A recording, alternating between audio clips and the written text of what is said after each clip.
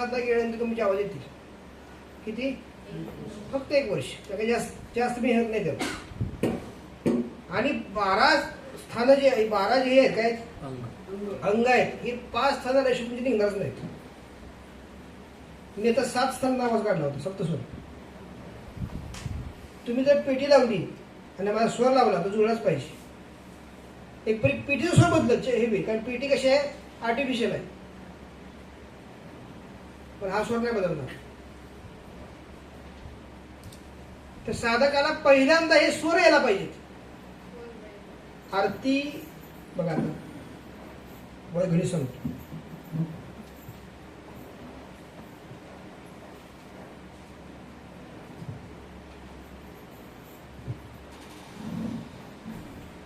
तुझ करिता मी जन्मा आलो, ओके, तव भजनी रमलो. पुढे गेला आवाज. तव भजनी रमलो. पुढे गेला आवाज. ब्रह्म दत्ता खाली आलो. तव भजनी रमलो. एका आरतीमध्ये अनेक ओंकार होतात. बघा, तुझ करिता आहेत ना, तुझ करिता मी जन्मालो, तुझ करिता मी जन्मालो. काय? तव भजनी रमलो दत्ता, तव भजनी रमलो. बघा, सुख नये की म्हणून अनेकी, सुख नये की म्हणून अनेकी. बघा, गुरु शिष्य जाहलो, तव भजनी रमलो. आता तुम्ही कशी म्हणता ती आरती म्हणून दाखवतो. तुझ करिता मी जन्मा आलो, तव भजनी रमलो दत्ता, तव भजनी रमलो. तुमचा आवाज आहे आणि माझा स्वर आहे. काय कळलं? आवाजाने आरती जो पण तुम्ही म्हणताय तो परलोक गाठणार नाही, तुम्ही हे लोकात फिरून राहणार. स्वरातून जेव्हा आरती म्हणली जाईल तेव्हा तो परलोकापर्यंत जाणारा स्वर.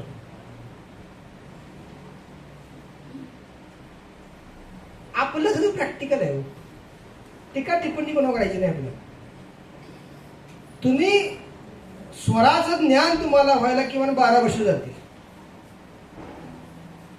आधी तुम्हाला काय काय लागल? झाण शिकावी लागल, नंतर आरत्या म्हणाव्या लागतील, नंतर चाल शिकावी लागल, नंतर स्वरज्ञान. आधी भात्या बंद झाला पाहिजे. काय कळलं? माझी प्रत्येक आरती ह्या स्वरात आहे आणि तुमची प्रत्येक आरती आवाजात आहे. म्हणजे आवाज निघत नाही असं नाही, आवाजही निघतो, पण स्वर आणि आवाज दोन्ही माझा येतो त्यामध्ये. आता बघा ना, आरती साई बाबा सौख्य दाता जीवा चरण रजत, हा माझा कंठस्थान आहे. आरती साई बाबा सौख्य दाता जीवा चरण रजत, द्यावा दासा विसावा भक्ता विसावा. स्वरात गेलं. आरती तीच आहे. स्वरात घ्यायची का आवाजात घ्यायची? हा, स्वरात कधी घेता येईल? स्वर कळला तर. तुम्हाला काय कळतोय? आताशी आवाज कळतोय. स्वर जो आहे कुठल्याही वायूत नाही, वायूच्या बाहेर जायचं आपल्याला. देहातल्या वायूच्या बाहेर जायचं म्हणजे स्वरात गेला तुम्ही. काय कळलं? जोपर्यंत तुमचा आवाज आणि आरती एक आहे तोपर्यंत तुम्ही वायूतनं खेळताय. काय सांगतोय? मग ह्याला फायदा काय होतो माहिती आहे का? पोट साफ होतं, हजमोला खायला लागत नाही. कशामुळं? आवाजात आरती म्हणते आपण, है ना?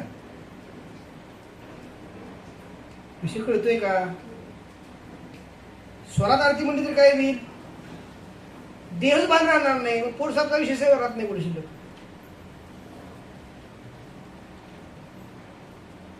पातंजली सूत्र जे आहे ना, पातंजली सूत्र स्वरज्ञान पाहिजे त्याला. विषय कळतोय का? आरती कशी आली पाहिजे? स्वरात आली पाहिजे. म्हणताय कशी? आवाजात. आवाज चढतो किती? शेवटी नडक ओढ होत. म्हणजे असं होतं. ते कुठली आरती आहे बघा.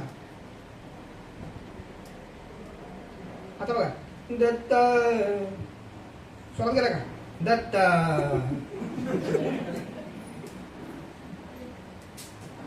चरण सेवा तुझी दत्ता. आवाज गेला. दत्ता वर गेला. चरण सेवा तुझी. लहानचा आवाज आहे का? दत्ता चरण सेवा तुझी दत्ता.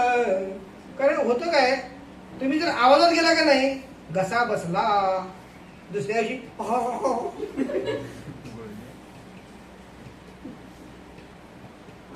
घसा बसला.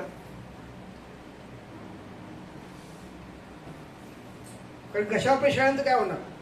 आता काल आपण सव्वा तास अर्ध्या म्हणल्या, कसा बसला का माझा? कारण मी बुवा नाही ना भजनातला. हा बालक माय.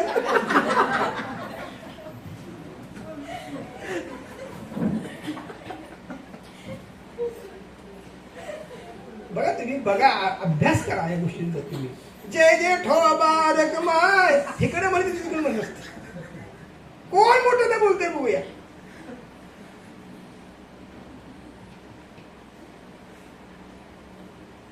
आणि त्यात एक जन्म जावा लागतो, मग ह्या गुरुमार्गात तुम्ही येणार. वारकरी संप्रदायात जन्मची आहुती दिल्याशिवाय गुरुमार्गात इंटरेस्ट नाही.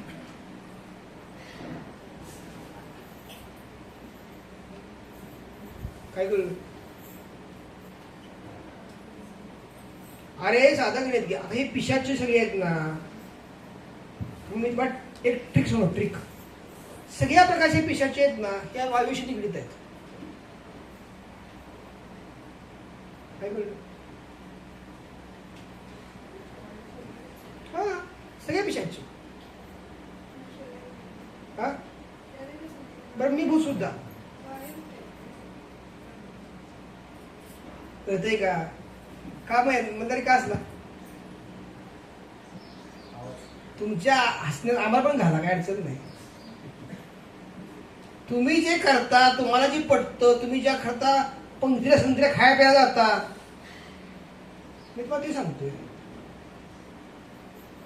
आपले गुरु कळलाच नाही आजपर्यंत कधी. आपण अशा गुरुमार्गात आहे की जे उच्च पदाचं स्थान आहे, कधी कळालं का? तिकडे जेवायला जा, तिकडे जेवायला जा, तिकडे मैदानाला जा, इकडे. म्हणजे आपलं फक्त चाललंय काय, दिवा ढकलत राहायचं.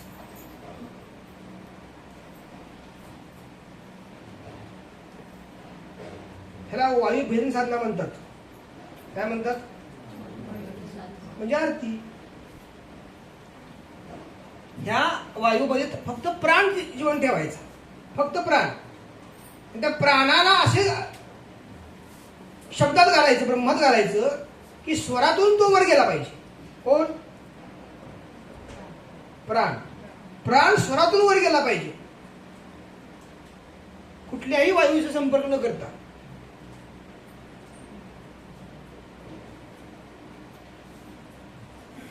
मगच तो ब्रह्मरूप होणार. विषय कळतोय का?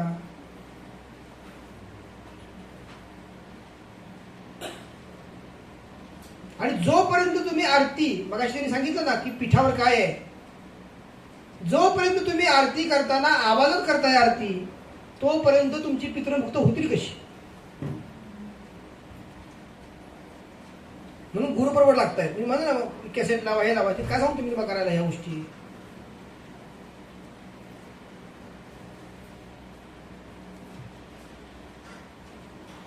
हे ब्रह्म आहे ना, हे बघा,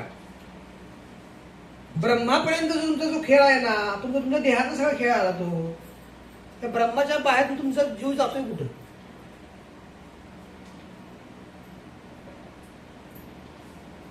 विषय कळतोय का? ही दशद्वार आहेत.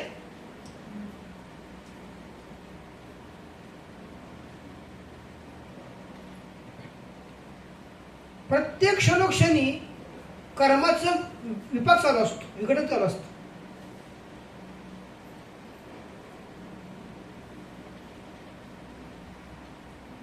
सकाळी तुम्ही 8ला साधना केली, 8 ते 8:30 आज, तर ती साधनेतल्या लहरी उद्या सकाळी 8 ते 8:30 पण तिथं असतात. टाइम चुकवायचं नाही, ठिकाण चुकवायचं नाही, ठिकाण पण चुकवायचं नाही.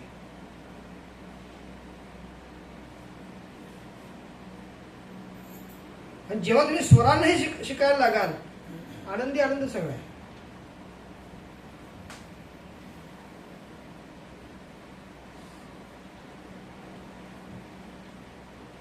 आता तुम्ही मला सांगा, जर आपण अशा स्वरामध्ये अर्थ गायला लागलो तर तुम्हाला किती जरी तास तुम्ही गायलं, देह पण हरपून जात.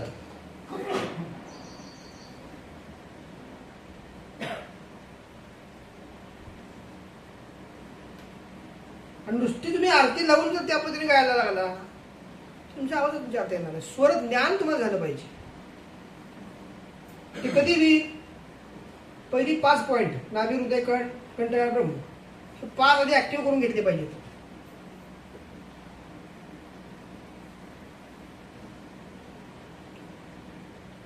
मग तुम्हीच मला सांगा की पिंडीवर माळ ठेवून, समाधीवर माळ ठेवून, किंवा एखाद्या गुरुनं एखाद्या काळात कुणी गुरु केले होते म्हणून आपण त्याला गुरु मानून ते ज्ञान तुम्हाला प्राप्त होईल का?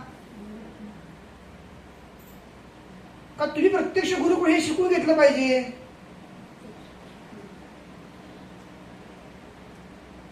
हे तुम्ही जेव्हा ह्या गोष्टी अनुभवाल तुम्हाला समजेल ना.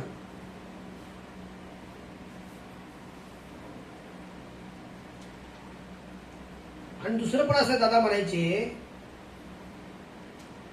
तेव्हा सने लावायला दादांचे भक्त होते, तर त्यांचं रेडिओवर त्या काळात सने चालायची. दादा म्हणायचे ती जी लाकडी सनई आहे, लाकडी असायची, ती इतकी चॅप्टर आहे की ब्रॉडकास्टवर जेव्हा ती वाजणार ना तेव्हा ती नकली वाजायची. नकली इन द सेन्स आवाज स्वर लागत नाहीत, आवाज लागतात. आणि जेव्हा ती दादांच्या पशी मैफिलीमध्ये यायची तेव्हा स्वर वाजायचा, गाणं तेच. पण दादांच्या पशी आल्यानंतर काय व्हायचं, दादांच्या शब्दब्रह्मामुळं त्या सदैला आणखीन एक तार चढायची वेगळीच.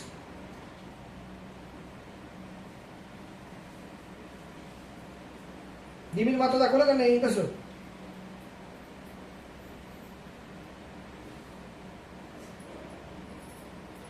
तर या बघा, आता साधं गणित घ्या, सोपं गणित सांगतो. आपलं शरीर आहे, आपल्या शरीरामध्ये हे 11 वायू आहेत का? असे 11 वायू निसर्गात आहेत. काय कळलं? निसर्गात आहेत. आता आपल्या 11 वायूंना निसर्गात घालायचं नाही आपल्याला. आपल्या 11 वायू आपल्या बॉडीतच ठेवायचे, स्वर निसर्गात घालायचा, आणि आपल्या शरीरातली जी कमी आहे ते स्वर कॅच करणार आणि बॉडीत घेणार.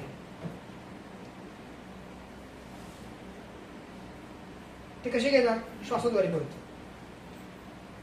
है ना. म्हणजे ज्यावेळेस भक्त, सेवक, साधक कामकाज करतो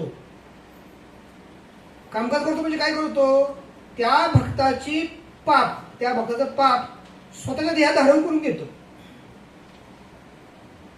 काय कळलं? आता कामकाज सांगितलं करायला, तुम्हाला म्हणलं मल्हारी बाबा 11 दिवस दिवा लाव, आणि मल्हारी 9 दिवस दिवा लावला, 2 दिवस लावायचे नाही. आणि म्हणताना म्हटलं काय रे, मी 11 दिवस दिवा लावला का दिवा. पण जेव्हा आम्ही बघितलं तेव्हा दिवस दिसला, 2 दिवस लावलेला. आता परत मी काय म्हटलं पुन्हा 11 दिवस दिवा लावतो, काय म्हणणार, न गेलं बरं, कटकट नको ते गुरुजी सारखं तेच करा. पण 2 दिवसाची जी एनर्जी कमी झाली ना, ती कामकाज करणाऱ्या व्यक्तीच्या माध्यमातून खर्ची पडते.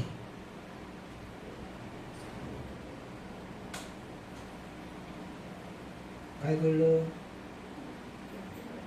हा, करणाऱ्या व्यक्तीच्या माध्यमातून खर्ची पडती. असा हे एक कामकाज झालं, अशा अनेक कामकाज असतात. मग त्या माध्यमाला जर हे ज्ञान नसेल तर ते माध्यम आजाराचं भांडर बनतं. आता गुरुनी तुम्हाला शुद्ध केलं, दीक्षा दिली, है ना, साधना दिली, कामकाजाला बसवलं, आणि तुम्ही कामकाज करताना तुम्हाला ते ज्ञान न घेणं तर तुम्ही कामकाज केलं. आता काय होणार?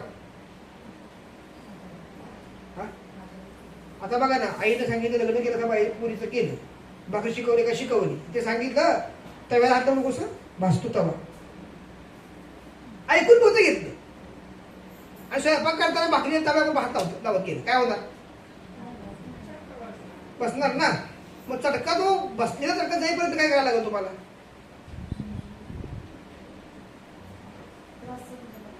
तुम्ही जर बाई नवऱ्या म्हणला उद्यापासून स्वयंपाक करणार नाही मी 8 दिवस, माझा हात भाजलेला आहे, तो म्हणून बाहेर जाऊन राहा.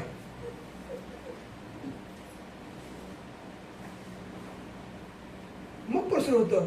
काळजीच नाही नवऱ्या माझी, भाजला हात मेला म्हणा माहेर जाऊन राहा, पद्धत झाली. असला जरा पाहिजे कशा? मग वाक्य बदलत गेली सगळी, मूळ विषयाला बदलच. कळते का नाही कळते? बाबा कामकाज अवघड असतं, करायचं नाही कामकाज. म्हणजे ते नवरा काय म्हणा माहिती जाऊन राहा. कसं स्वतःतली उणीव भरून कुणी काढायची?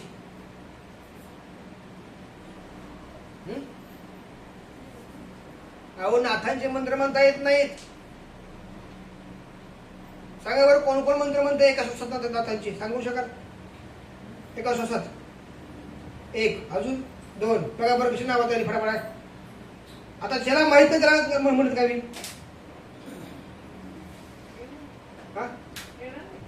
नाही का नाही येणार? नाथबंदी कशा स्वतः म्हणायचं? मग कशाला स्वतः म्हणायचं? स्वतः नाथबंदी म्हणताय का नाही? मग त्यांचे जे गुरु परंपरा मला नाव माहित नाही.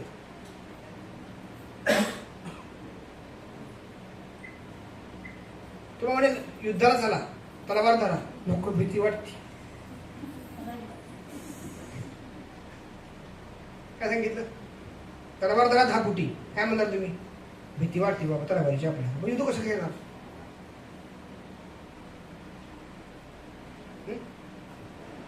बंद करू मिनिट. सगळ्यांच्याकडनं आता जे म्हणून घे.